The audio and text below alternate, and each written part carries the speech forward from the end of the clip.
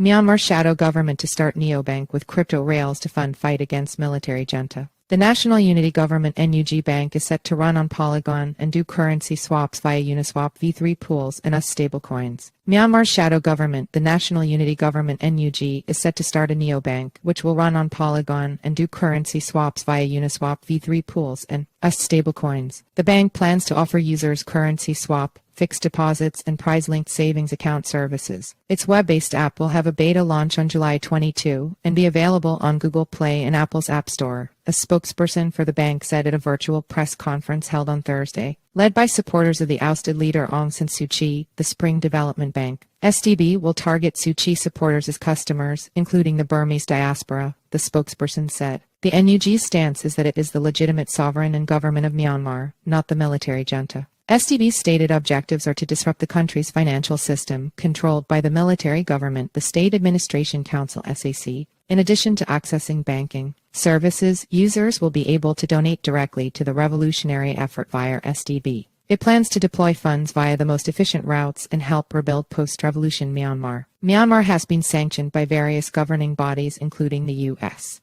and the EU, over the February 2021 military coup that overthrew the civilian government and ensuing human rights violations. The NUG has been raising funds to challenge the SAC since 2021. Its efforts include issuing revolutionary bonds and auctioning off a villa held by Army General Min Aung Hlaing. The NUG's hope is that when it regains power, it will confiscate the house and give the sale proceeds to buyers. The bank, the NUG's Ministry of Planning, Finance and Investment, is the sole shareholder of the bank. SDB's shares will be offered to the public in 2 phases, the spokesperson said. A pre-initial coin offering ICO round with the bank's own token will be exclusively for SDB account holders, and the first ICO round will be offered to institutional investors. The bank said that it will also raise funds via remittance, currency exchange, loans, and other monetary products. SDB aims to onboard 100,000 active users in 6 months' time. It is set to support 4 currencies: the Myanmar Kyat, MMK, US dollar, Singaporean dollar, and Thai baht.